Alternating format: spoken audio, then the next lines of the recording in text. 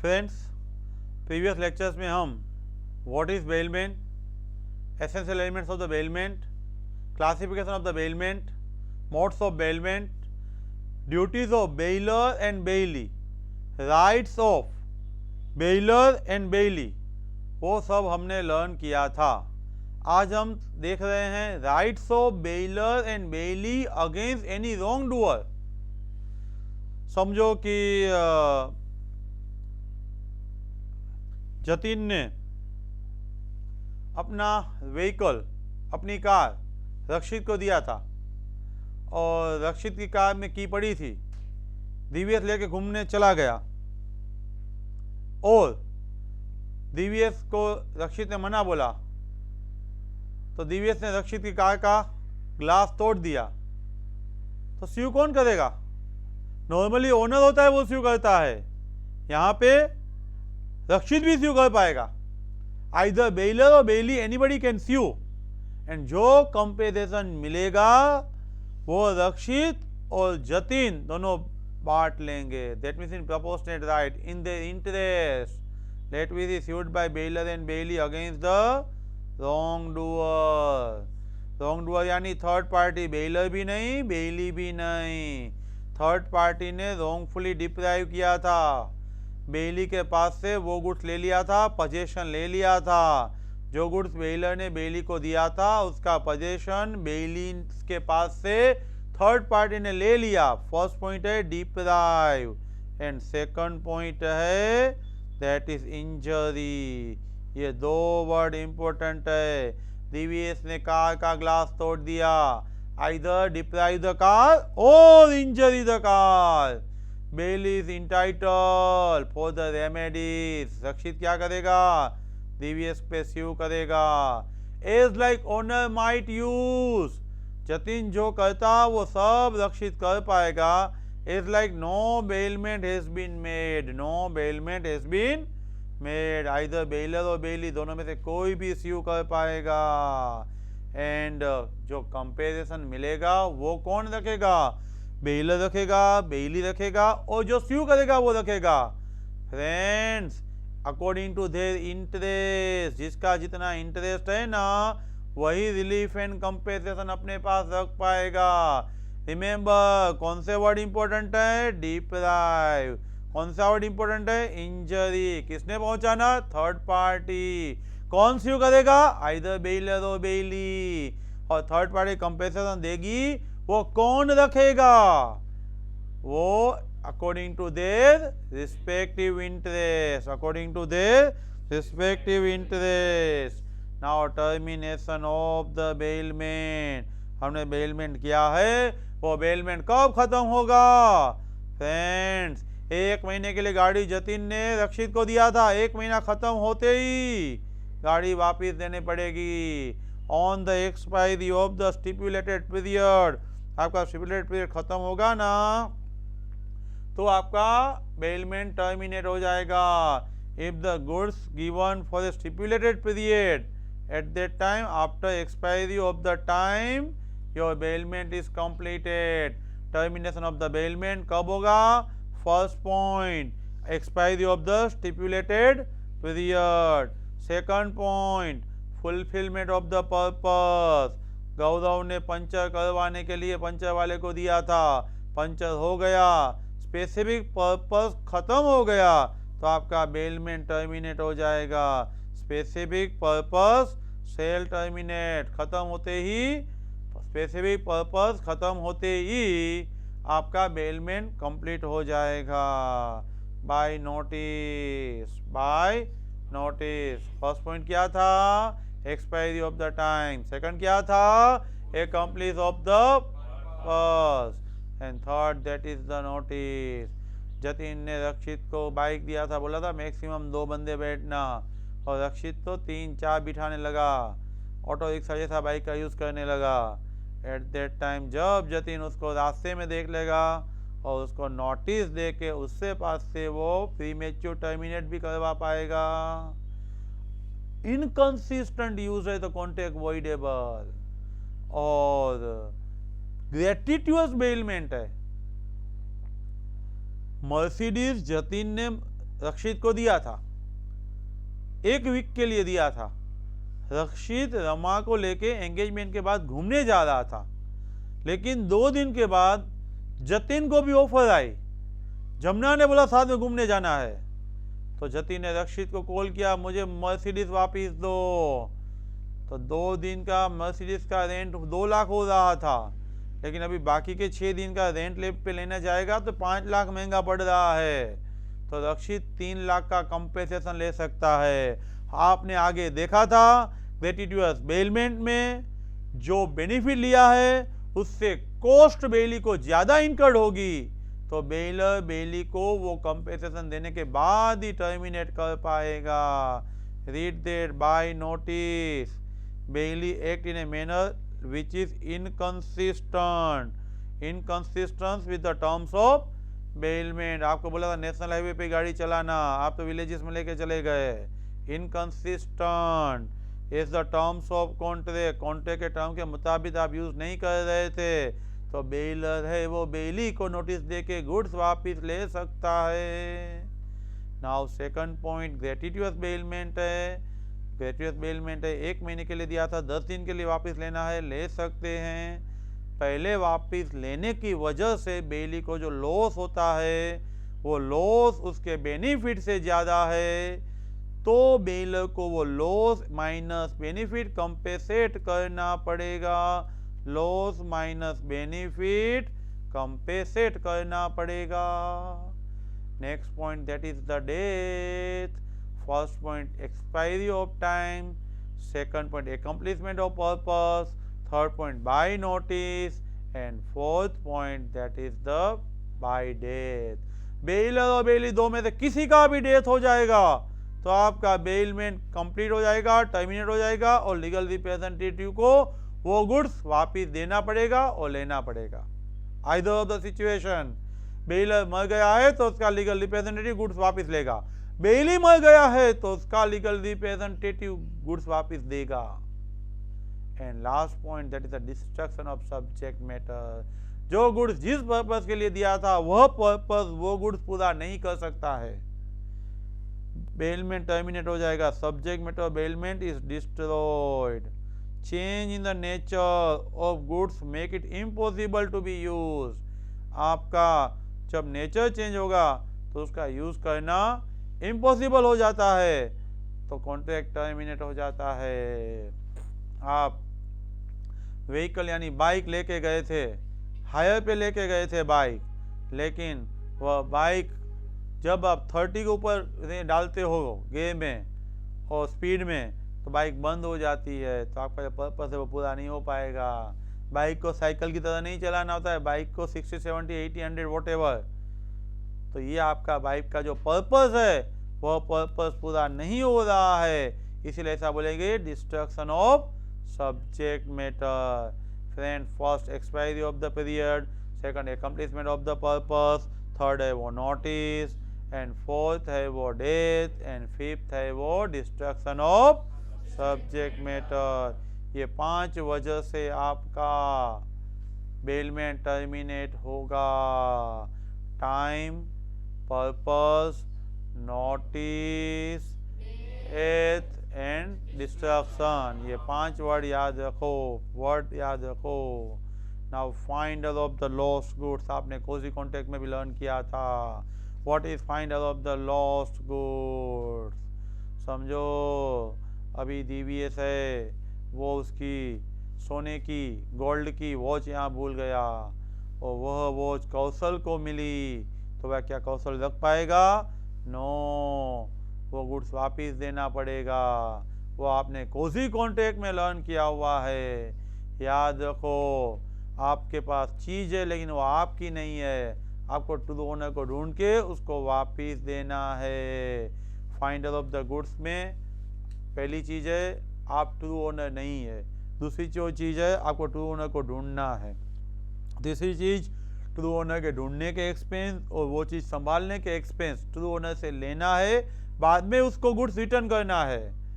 वो नहीं देगा तो गुड्स रिटर्न करने की ज़रूरत नहीं है, आप गुड्स रख सकते हो लेकिन आप उस पर स्यू नहीं कर सकते, नहीं प्रिजर्वेशन ऑफ द गुड्स का उसने एक्सपेंस नहीं दिया है, मैं कोर्ट में ले जाऊंगा, ऐसा नहीं कर सकते। नहीं मैं उसको ढूंढने के लिए टाइम्स ऑफ इंडिया में दिया था, 100 रुपीज की चीज थी, 10,000 का एक्सपेंस हुआ है, एट दैट टाइम आप स्यू नहीं कर सकते। आपके पास वो चीज रखने का ऑप्शन है, स्यू करने का ऑप्शन नहीं है। लेकिन जब रिवॉर्ड डिक्लेयर किया है, मेरा 2 पैर वाला मोती पूरा दिन गेम खेलता था, मैंने उसको डांटा, वो घर छोड़ के भाग गया और मैंने न्यूज़पेपर में दिया, मेरा 2 पैर वाला मोती जो ढूंढ के आएगा उसको मैं 1 लाख रुपया दूंगा।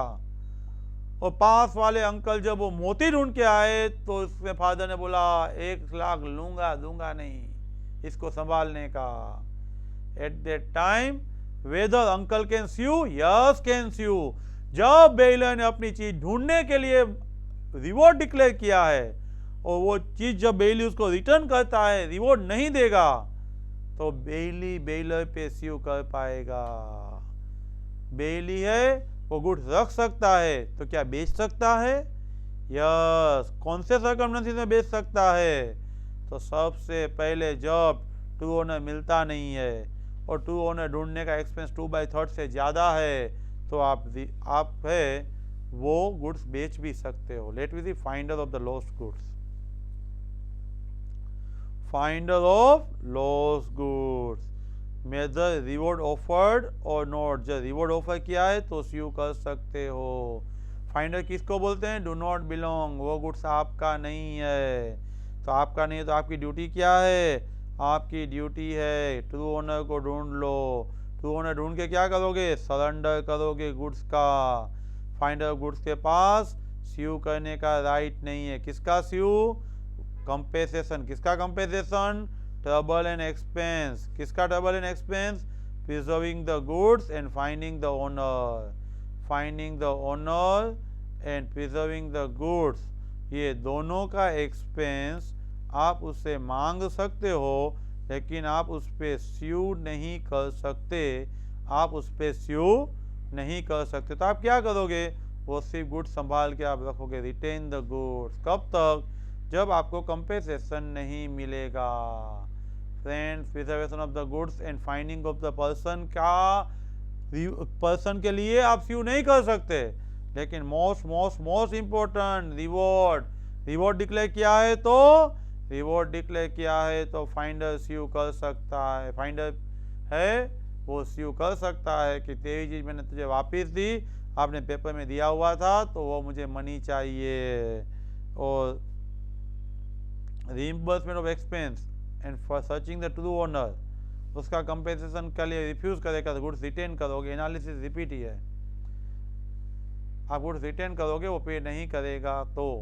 और रिवॉर्ड का राइट है वो सुपीरियर राइट है। रिवॉर्ड का राइट है वो सुपीरियर राइट है। एक्सपेंस के लिए आप स्यू नहीं कर सकते, लेकिन आप रिवॉर्ड के लिए जब अनाउंस किया हुआ रिवॉर्ड है तो वो कलेक्ट करने के लिए बेली है वो स्यू भी कर सकता है। बेली है वो स्यू भी कर सकता है।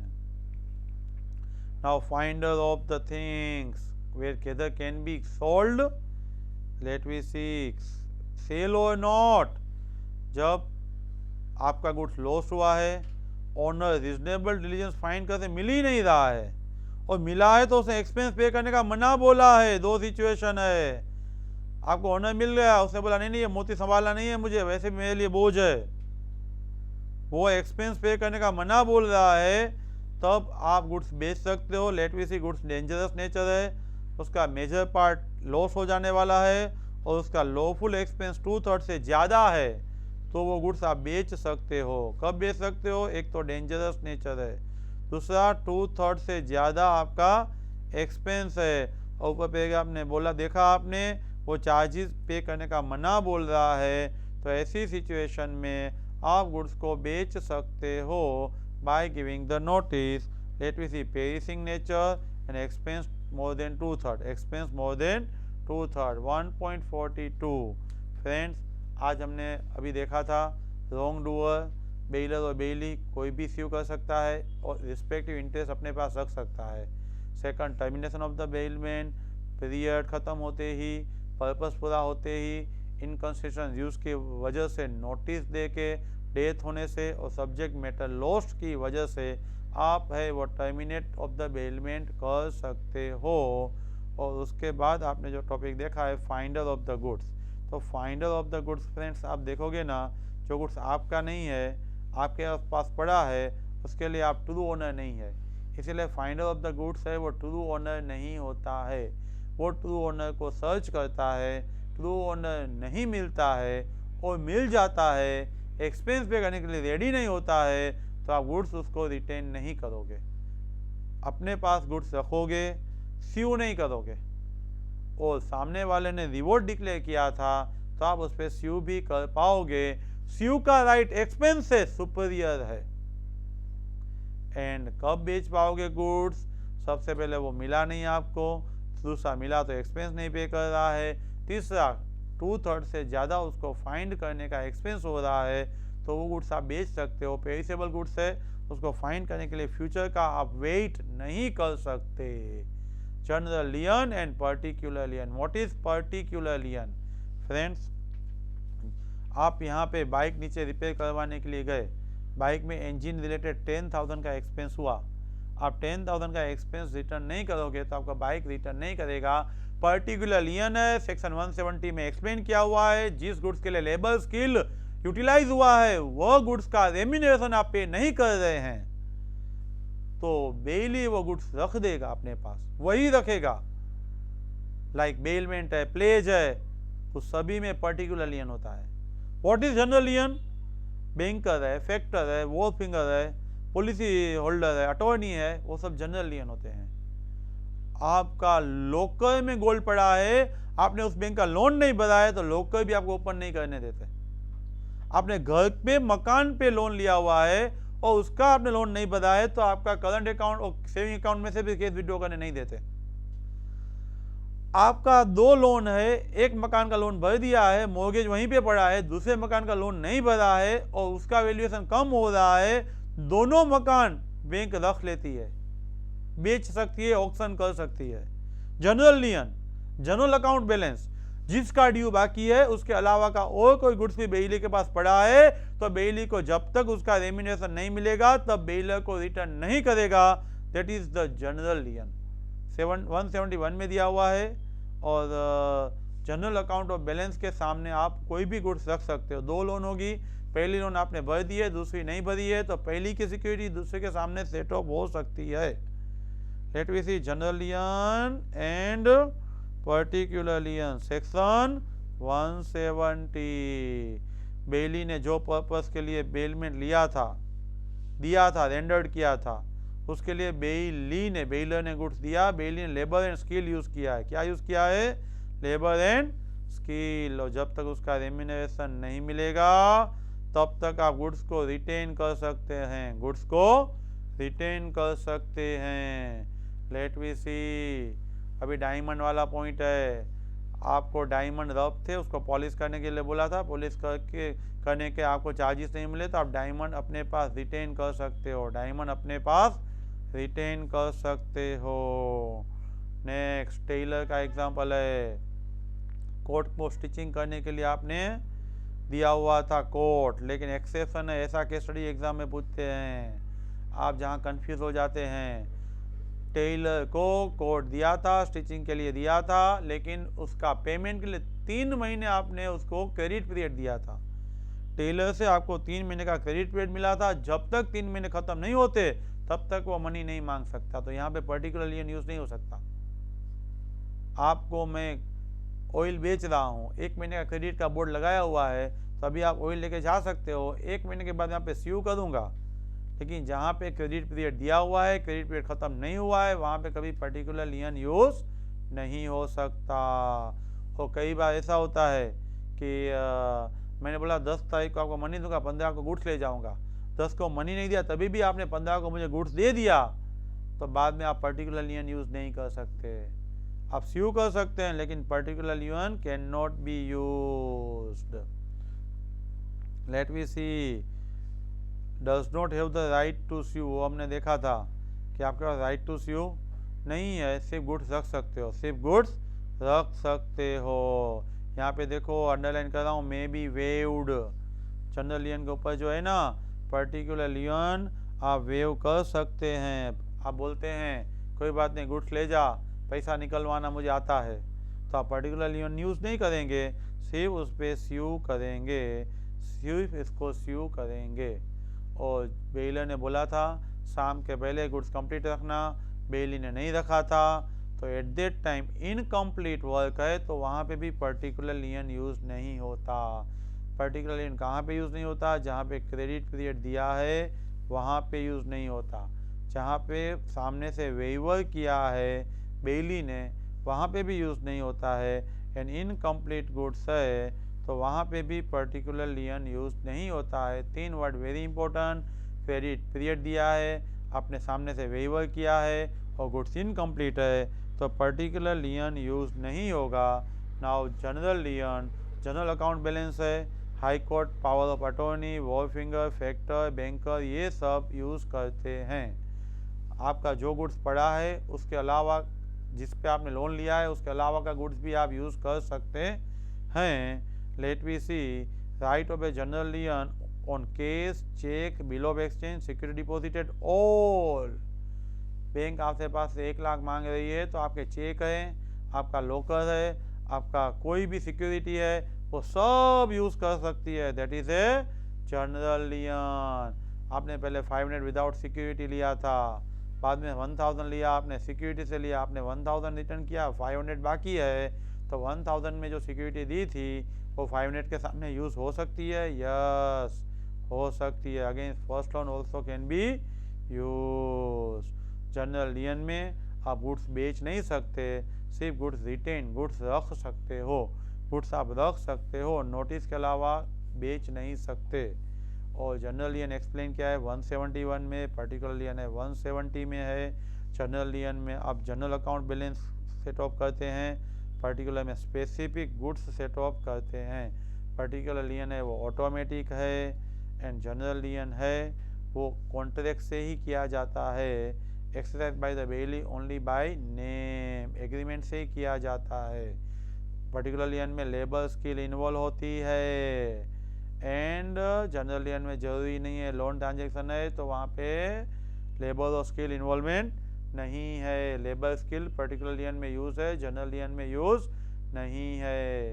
एंड 171 में factor, broker, war finger, attorney and policy broker, ये सब पॉइंट जनरल लियन के हैं। एंड पर्टिकुलर लियन के bailor, finder of the goods and pledgee and unpaid seller, ये सब पर्टिकुलर लियन है। हमने कौन से पॉइंट देखे आज? सबसे पहले रॉन्ग डूअर है, थर्ड पार्टी बेइली के गुड्स को नुकसान पहुंचाता है तो बेइली बेइलर दोनों में से कोई भी स्यू कर सकता है।